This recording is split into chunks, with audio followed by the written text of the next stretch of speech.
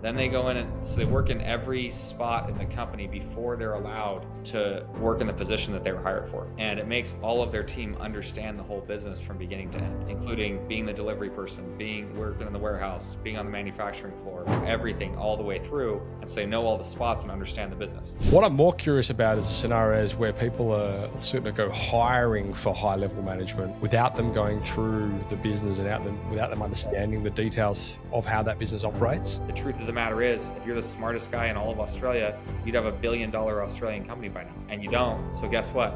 There's other people that are smarter than you, and it's up to you to figure out who they are.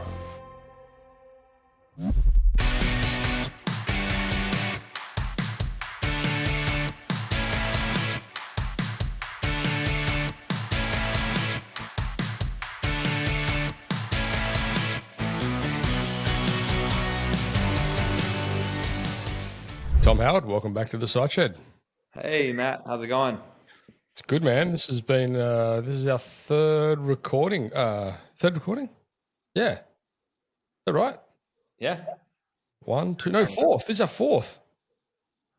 Okay. I'll take your word for it. I can't remember. Yeah. Mate, great to have you back. Thanks so much for sharing your time and wisdom with us once again. Yeah. For you listeners and viewers out there that are tuning in for the first time, Tom is joining us all the way from the US. Tom, do you want to give us a bit of background as to, I suppose, what you do now, just for the listeners, and how you got where you are?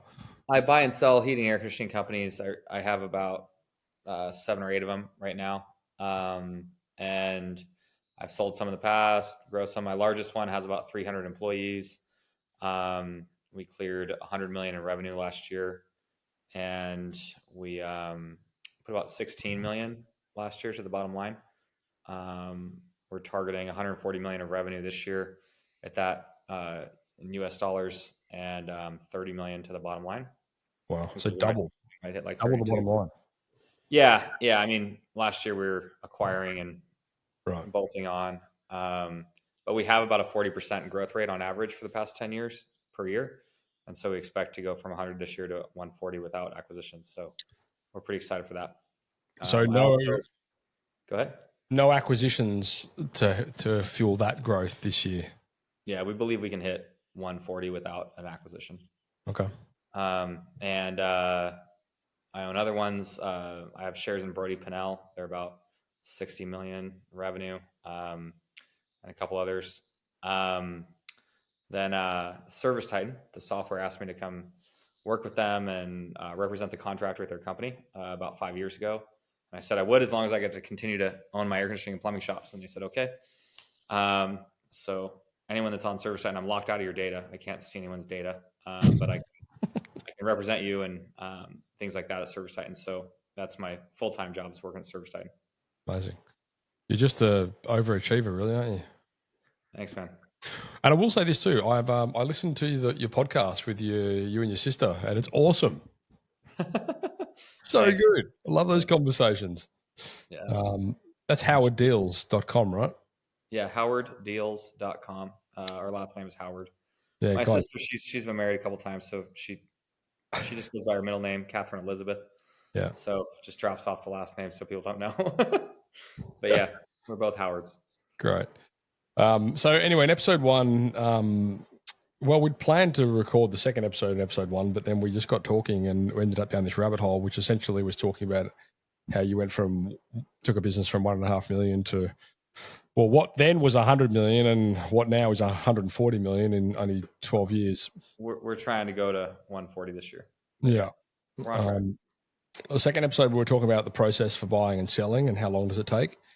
And then we jumped down to the 5th episode, which was how to create pay incentive plans to drive performance towards a sale.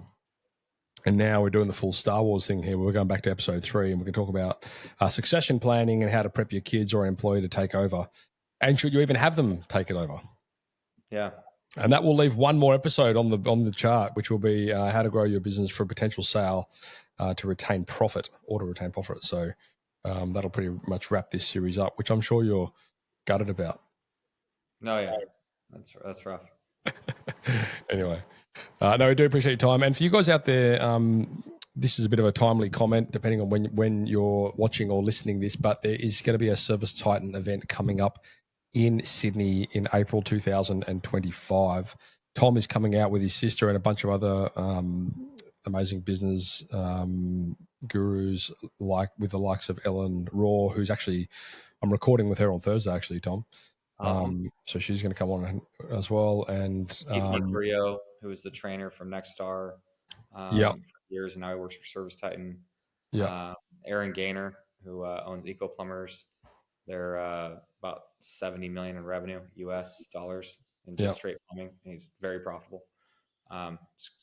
Great leaders that are going to come out and be talking to in Australia, so you don't have to fly all the way to the US to go to a conference. Yeah, amazing. I think as well, like the allure and the reason why I'm so excited for this event is it's just like, even when I talk to you, like the scale of what you guys are doing over there is just it's really great to create that vision and that, you know, just help people understand, I suppose, what is actually happening in other places and what potentially is possible. You know, Yeah. it's really mind blowing when you guys are all talking about your $100 million businesses, and there's, you know, guys over here sort of scrapping for, you know, $5 million businesses. Like it's Yeah. And the crazy thing is about 10, 15 years ago, if you were a $20 million business in the US, you were huge. right. And now, 10 or 15 years later, because of advancements, mostly in technology and other things, we have a lot more tools that we can use at Right. our disposal. And so now 20 million is kind of like a middle market company. Private equity won't even look at it. They'll look at your $20 million company. They want to acquire you, but the private equity companies are hitting 100 million, 200 million, a billion. We have Oh. a few customers at ServiceTitan that are over 2 billion. Well, What? 2.4 billion. That particular company didn't exist 7 years ago. Now What? they're at 2.4 billion. Yeah. So it's coming to Australia, and I think Australian companies should know that, is that, Yeah. look, this opportunity is going to be there, and the people that are intentional about it, you know, you start thinking about, well, how am I going to structure my company? How am I going to use technology to my benefit? That kind of stuff. And what do I want to do? Do I want to sell to private equity? If so, how does that work? That's why we're doing this podcast, Right. this section together. Or maybe I want to do some succession planning. Maybe I want to give it to my daughter or son and let them run it. And maybe they want to sell in the future. But we can talk about that today. I've heard you talk in the past about the, you know, don't start without a finish line in sight. You know. Yeah, I say never get into it. Never enter a company without an exit strategy. Yeah. So. Yeah. I mean, you see these horror stories, don't you? Of like, you know, people, like kids of business owners or whatever, succeeding their parents and just running it into the ground. Yeah. And even the same with, you know, the whole concept around, you know, getting rich without becoming rich, like not actually going through the school of hard knocks and building the business. So I'm really keen to hear about, you know, how your framework in relation to this. And one thing I do want to ask you: have you done this? Have you done the succession planning with team members?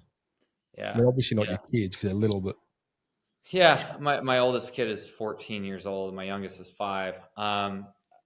I'll talk about a few things. First of all, my philosophy is different than most. Um, most most businesses, the failure by third generation is the highest failure rate, and you're like 99%. All businesses are out by third generation. It's over 99%. And they say, and there's consultants. My mother worked for a company called Sargento, and they had to hire a third party consultant to come in and work with the third generation to make sure they made it past that third generation mark, because it's such a hump. And Sargento is a very sophisticated and strong company now, but they spent a lot of time being very intentional about what they did.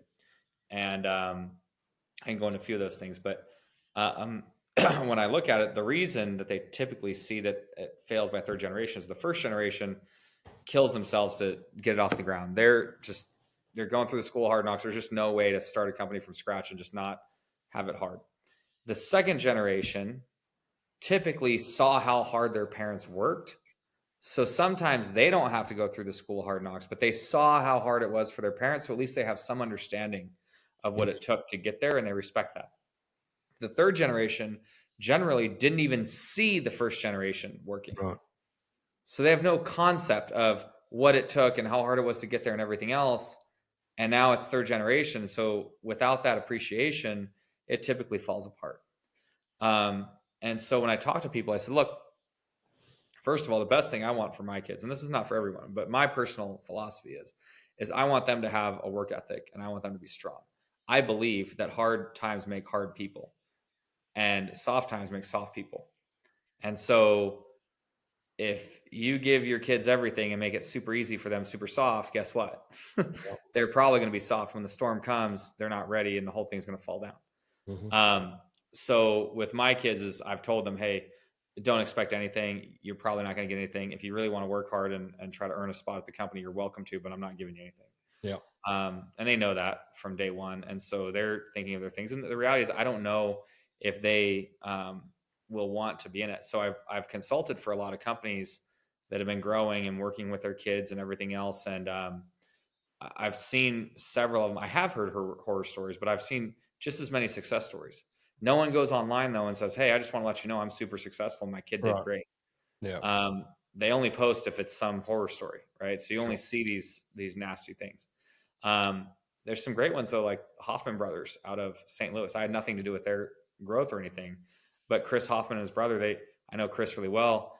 Their dad ran the thing to, I think, 10 million in revenue. And they're way over 100 million in revenue today, only a few years later. And him and his brother were just very hardworking. Chris was in the military, went to business school, got his act together, and just really drove hard and had a great work ethic. And then you see the other ones that the parents just turn it over.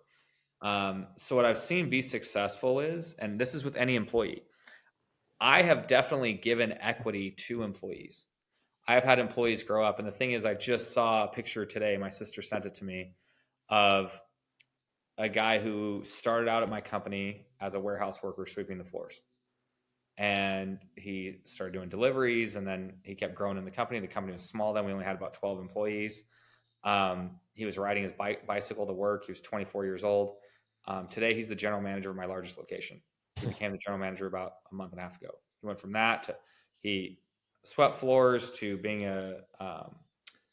helping out on installs and becoming the assistant install manager. Then he became the install manager. Then he was an install manager for 6 or 7 years.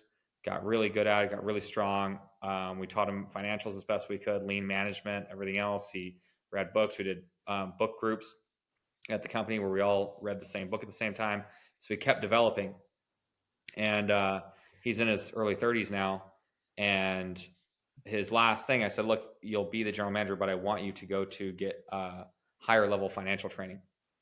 So he's currently enrolled in Stanford in their executive education program, which Stanford is one of the top business universities in the U.S. And it's expensive to send him there. And their executive education program is only a few weeks long, but it really drives into you. And I invested in that to get them there. I think when you're having your kids get there, one is that they need to understand that this shouldn't be given to them and that you're okay with selling to someone else. In many cases, you would do better to give their kids the money if you want to give your kids something. I personally don't. I'm going to give almost all my money away. I don't want to raise a generation of slackers, but if you're good with giving your kids money, fine, but you'd probably be better off giving your kids money than giving them a business that they can't run. So you got to look at it. I mean, talk to your kids, ask them, do you want to be in this business? Yes or no. If they don't want to be in it, don't give it to them. You're going to screw over all your employees if you do that. A mentor of mine once said, never deny your children the majesty of struggle. Yeah. Like it's so true. And then I've got another colleague of mine who very cleverly, like he's got a global empire, and he said to his children, both of them, he goes, you guys can maybe have this business one day, provided that you build a successful business on your own without my involvement. Yeah. And if you can show me that you know how to run one, then there's a possibility that this might go to you. Otherwise, it's not. There's no chance. Yeah. I remember my mother telling me about Sargento, that cheese company. They're a multi-billion-dollar cheese manufacturer in the U.S. Oh yeah. And what? Cheese, like, cheese. Yeah. yeah, okay. Shredded cheese and stuff. They're a premium brand of natural cheeses that they have in like Walmart and all the big stores in the U.S. And the Lou Gentine was the founder, and he said, "Look, the only thing that being this family gets you is an entry level spot in the company. Right. Everything past that you have to earn." And so there's a lot of family members working at that company, but at all different levels. And then they have a standard to get to the executive team, what you have to hit for everyone, whether you're in the family or not. And you have to meet all those standards or you don't get into the executive team. So you have to have a master's degree. You have to, part of the deal was you had to go work for another company for a certain amount of years. And you had to bring something else to the table when you came. There's a whole lot of stuff. And so, one of his sons made it, but a lot of his other kids did not, and he's okay with that. And the company has held on, and now when I see the TV commercials, I see him and his son both on the commercial, and he's a lot older now, but it makes me smile because I realize that's what they put in. And I think we have to do that with every person in your company, is hold them to the same standard. I fired my wife, I fired my business partner's wife, he fired his kids. you know we did that because that was what it took to make sure that the company progressed, because we have hundreds of employees that we're responsible for, and all their families and all their families' livelihood. If you're going and giving a job to somebody that's not qualified because they're your family members, you're doing your entire company a disservice, and you really shouldn't be running a company. They're putting their trust in you by coming to work for you, and you're letting them down by doing that. So it's a tough pill to swallow sometimes. Tell me something about, so the gentleman that you were talking about before, the now general manager, you were saying he basically was promoted from within, from being a floor sweeper to where he is today. Yeah. And I've seen these scenarios before many times where you do promote within and there's longevity in that position. They understand all the different aspects and moving parts of the business, which means they really do have a firm understanding of like what's involved throughout all the different tiers to run the business and make it work, which is obviously the ultimate outcome, right? Like having someone that understands all those things. Yeah. What I'm more curious about is the scenarios where people are sort of go hiring for high level management without them going through the business and without them understanding the details, of how that business operates. Yeah. So what I would do is this: Frito-Lay, for instance, is a large manufacturer of a lot of things in the U.S., but chips is the one that what you guys would call crisps, and chips are my French fries are my favorite thing in the world. But these are like bags of Doritos and those kind of things in the U.S. Multi-billion-dollar operation, and when they hire a senior level manager, in order to come into the company, they have, I think it's like a 6-month program, if I remember right. And they have to work in every level of the company. Even when they're hiring the higher level manager, that person has to go be a delivery person for about a month. Then they go in, and so they work in every spot in the company before they're allowed to work in the position that they were hired for. And it makes all of their team understand the whole business from beginning to end, including being the delivery person, working in the warehouse, being on the manufacturing floor, everything all the way through. And so they know all the spots and understand the business. I highly recommend it. My companies, if I typically recommend they go on a ride along. Most of the senior level people I'm bringing in have been in the industry before, so they know most about the industry. Our industry is pretty specific, plumbing and air conditioning. But at least if they don't want to go on ride-alongs, I'm not even hiring them in the first place anyway, because they think they're too good to do that stuff. I'm more than happy to go out and set an example and do what needs to be done when I have to roll up my sleeves. I've been in the trenches before. I've been knee deep in mud trying to figure out where this water leak is, multiple times. When we're doing plumbing stuff or air conditioning, crawling in attics and installing air conditioners and everything else, it's fine. And I want a leadership team that's willing to do those things. And so even if I hire top level, I want them to go through all that. Sure. So but here's the thing. My biggest thing with when I'm consulting for people that have kids that they want to turn it over to, and I did a podcast with a father and his son asking a question the other day. And I said, first of all, Dad, do you know that your son wants to work in the business? Yes or no? And they had to have a real clear conversation about that. And it came out, yes, the son does. And so then I told him, like, what are you willing to do to get to this point? Dad, you've got to be willing to say, hey, look, like, this isn't going to work out. And the son said, here, I'm going to do this and this and this. And he got really excited and started pushing. And I think that has to be intentional from the beginning, and then set out, like everything else you have with any other employee in the company, is, hey, here's your progression plan throughout the company. Here's how to achieve where you want to go. And you should be doing this with all your employees, right? Like, if you're a technician, how do you become a senior tech? How do you get to those higher level wages? So they know what is expected of them. And then what are the skills you have to learn to get to that point? And then as a parent, you need to pull back when they're ready to get to that point. You need to pull back, just like with any one of your employees. My general manager, my CEO of Lee's, he oversees 5 locations now, and he answers to me, but I get out of his way. When I have a different idea than he has and he wants to put something forward, his idea goes, and that's it. And then I check the numbers, and if he's not hitting his numbers, then I can come back and say, hey, you need to improve. You might want to use my ideas because I think my ideas would have worked. And if he doesn't and he still fails, then I remove him as the CEO. That's it. You give him the standards, let him make the decisions. If not, then they can constantly point at you and say, oh, well, you said I had to do this, and that's why it's not working. Right. And then it goes this finger pointing game. No, you let them make their decisions and you hold them to those standards. If they're not hitting the standards, you remove them from that position. That's it. Just going back to family. Something you just said then, when you're bringing team members into the business and you're offering a succession plan, I know Al Levy Talk has spoken to me about this on the podcast many times. You know, he's a guru when it comes to org charts and that kind of thing. And he said that's always part of their onboarding. Oh, well, talk about succession business. Like Al and his brothers took it over from their father and so on and so forth. So, and now Al's brothers' kids run the business. So that's third generation and in New York. And apparently they're doing pretty good. But anyway, he always talks about using the org chart right from the beginning stage, even in recruitment, to help people understand the career path of where they could potentially end up. And is that kind of what you're talking about when you're bringing people in, like helping them understand what the progression looks like from where they're at to where they might possibly become, or where you'd like them to end up? Yeah. And some people will come in, and I always start with, what do you want to do? Where do you see yourself in 5 years? Where do you see yourself in 10? Because sometimes they just want to be a great tech.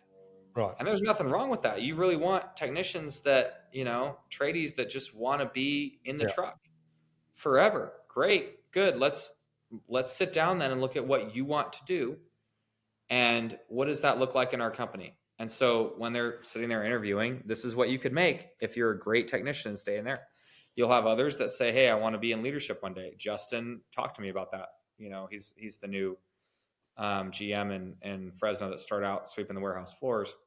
And that location did 54 million in revenue, US dollars last year. So it's like 75 Aussie.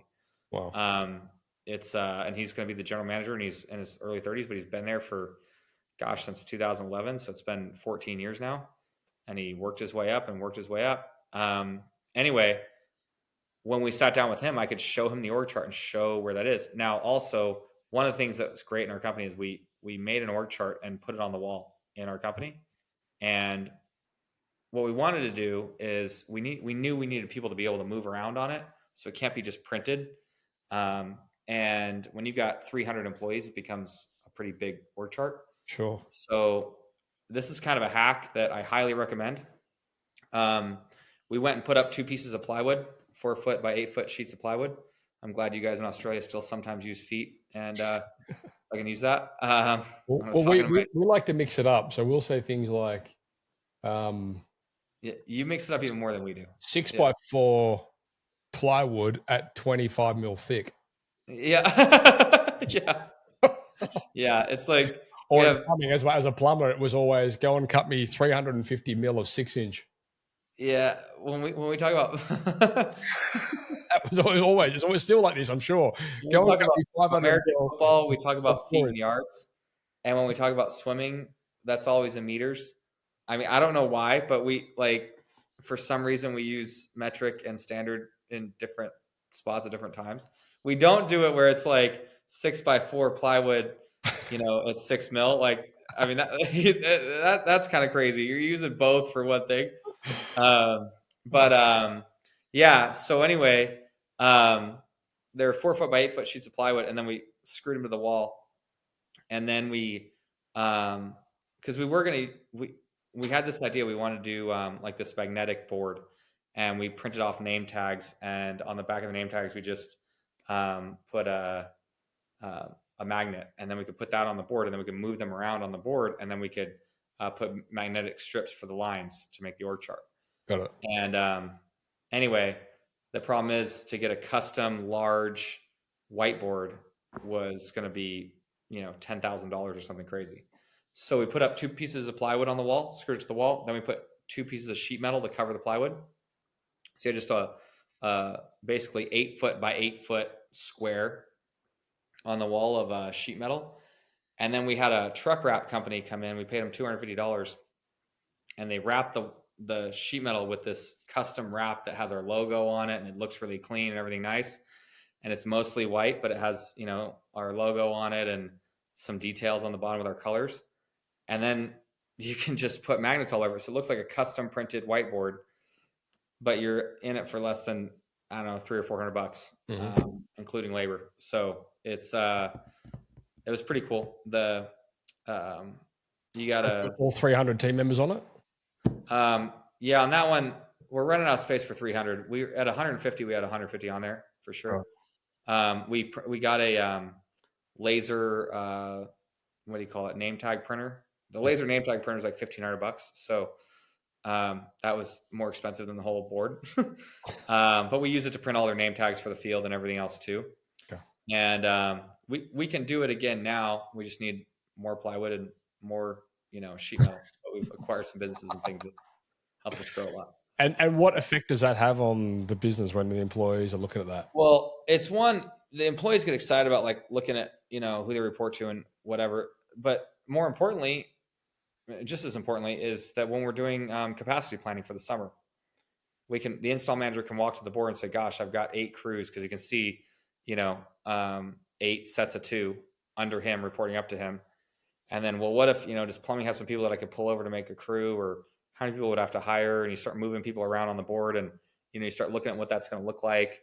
I can't tell you how many times I've walked over to that board now and how effective it is to visualize your entire company. And we just put it in a core area in the office so that everyone can see it. And it really helped people not only know where they could go in the company, but also manage the company effectively. Sure.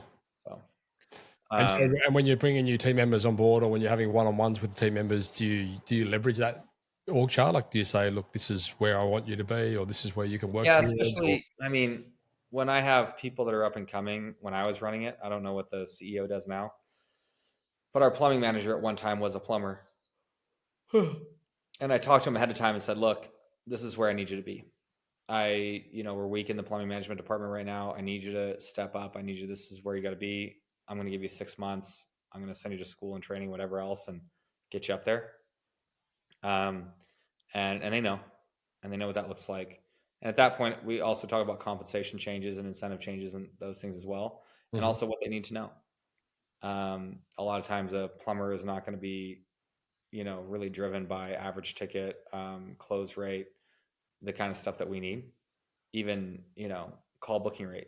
Plumbing managers should know what their call booking rate is in the plumbing department, so that you can go, if our call booking rate's low, hey, are we not offering things properly? What's going on? Yeah. They need to have input there. And what offers could we be doing to try to, get that call booking rate up, to make sure there's enough calls on the board to hit our goals. So then how does all this play into succession in the space of actually offloading the business to someone eventually? Like, what does that actually look like? All of those things, you need to be going through all of this stuff with your kid. You can't, it's like giving the kid keys to a Ferrari when they're 14 years old, right, and then getting frustrated when they wreck it.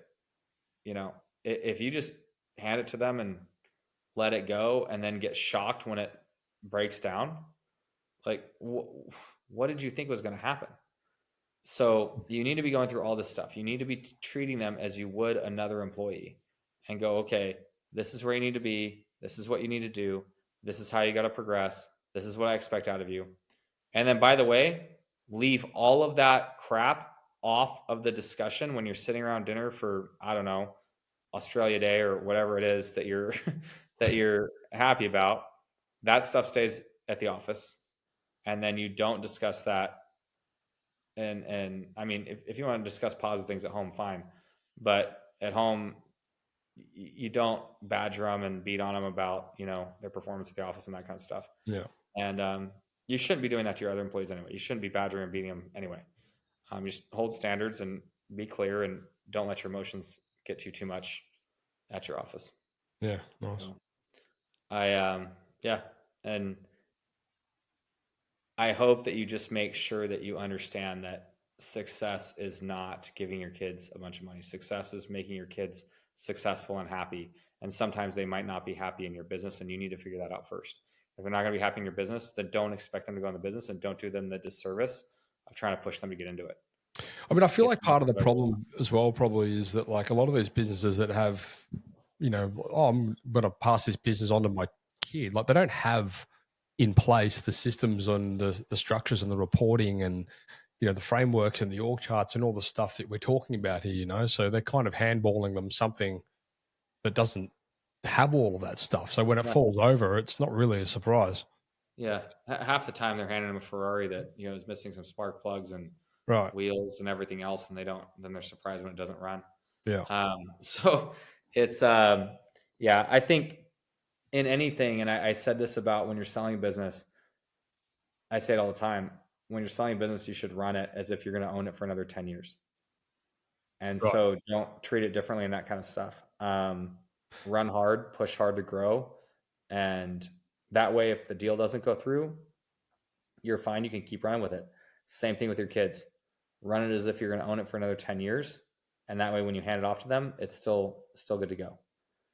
I've also seen a couple of scenarios where it's gone the other way, where the parent has said, so one example, a mate of mine, Tim, who had took over a signwriting business from his dad.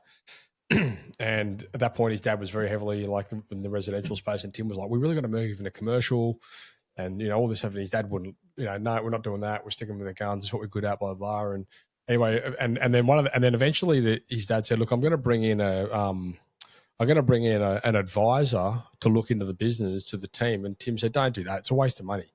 And the dad's like, "No, we're doing it." So he brought this advisor in, and the advisor went through and analyzed the business, and he said, "I'll be honest with you. You got to get rid of your dad." And I don't know if that was smart play by Pete, the dad, because he's like, maybe he just bought himself his retirement. But yeah, I can't tell you how many times that's happened. I'll tell you this though. Is it okay to swear on your podcast a little bit? Fuck yeah, we're Australian. Okay, yeah. So I can't tell you how many times I've gotten off of a speech on stage and talking about running my companies, and they say, "How can you run 6 or 7 or 8 companies and work full time at ServiceTitan and this and that?" You must. I said, "Well, I've got people that, you know, manage my companies, and I hold them accountable, but that doesn't take a lot of time. So my time can be focused on ServiceTitan and growing that, helping with growing technology."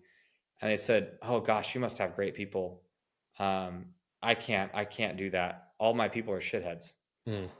And I'm like, "Well, I know what's wrong with your company." And they're like, "What is it?" I'm like, "Well, I've got great news for you. There's only one shithead at your company. And if you figure out who that is, then you're halfway there to solving it." Yeah. And and the reality is, if you think all your people are shitheads, you're the shithead. That's it. It's almost all people want to do well. They're say, "Oh, even if your people stole from you, it's because they have their best interests in mind. Just align their interests with your interests, and then guess what? They're probably going to push forward." Now, granted, if someone's stealing from you all the time, they're just dishonest. That's it. But like, most of your employees are not stealing from you, or wouldn't do it if they were in a good spot. So like, give them the right incentive and drive and everything else. Now, if they're still stealing from you after that, then get rid of them. But hey, give them an incentive. They act in their best interests, just like you do. Don't get pissed when they act in their best interests and say you're paying them hourly rate and they take 4 hours on a job when it should take 2. Guess what? That's in their best interest to take 4. In fact, it's in their best interest to take 6 or 8. And you set up the plan that way. So that's why your employees act that way. You did it. it's you. You're the shithead. Figure out a way that they make more money when they work harder, and then they'll work harder. And you do all this stuff, and like you get things in line so their incentives are lined up and everything else. Same thing with your kids. Look, if you hit this performance metric in the company, I'm going to give you X% more of the company over time. I don't have to give you 100% right now. If you hit your targets, I'm going to give you 10% this year. You hit your targets next year, I'm going to give you another 20%. You hit your targets the year after that, I'm going to add another 30%. So you're going to be at 60% in 3 years. And that way you're stepping into it, and you're pulling back, and you're letting them run. And you've got to quit believing that you're the smartest person in the room. The truth of the matter is, if you're the smartest guy in all of Australia, you'd have $1 billion Australian company by now, and you don't. So guess what? There's other people that are smarter than you, and it's up to you to figure out who they are. And so if you let them run, you will find my employees come up with ideas all the time that are way smarter than things I could have done. But if I constantly jumped on top of them and told them what to do, they wouldn't have brought those ideas to me. Yeah, you suppress They it. wouldn't even try it. Awesome. Well, mate, this has been great. Let's wrap this one up. Yeah, if you guys, hopefully, if you guys out there, if that's on your radar, or if you've ever thought about, one day, handing your business off to team members or family, there's certainly a process. Is there places to learn this, do you think, Tom, or like? I like to think there is. I just don't know. I wouldn't even know where to send people. You know what? Tell you what. Go to howarddeals.com. I'll record a step-by-step process on it and just put it on that website on the acquisition guide. Okay. But I'll do it because I'm thinking about it right now. I'm like, there's not that I know of. There's not really something out there, so I'll do it. All that stuff on that site is free. So howarddeals.com, and I'll record a step-by-step guide and put it on there. And while you're over there, guys, go subscribe to listen to the podcast. Like, there's some amazing episodes there. Thanks, Matt. So definitely check that out. Mate, thanks again for your time. Really appreciate it. I know you're a busy man. We will check back in at a later date. And for you guys out there, if you've got any questions or we haven't answered anything, as always, let us know. We'll endeavour to get them answered for you. There will be some information coming out soon in relation to the upcoming event for the ServiceTitan gig over in Sydney. Stay tuned for that. And otherwise, we'll check you all on an upcoming podcast. Thanks, Tommy. Awesome. Thank you. New Zealand-based home renovation company, 6,593% ROAS. Sydney-based solar company, 2,700% ROAS. Hunter region-based bathroom renovation company, 5,616% ROAS. Melbourne-based building company, 13,182% return on ad spend. Adelaide-based solar company, 2,881% return on ad spend. Guys, the list goes on and on. If you're a trade-based business and you work with projects like roofing, solar, bathroom renovations, kitchen renovations, anything like that, head across to tradie.wiki/pod for podcast. Tradie.wiki/pod for podcast. Book in a conversation. It is game changing.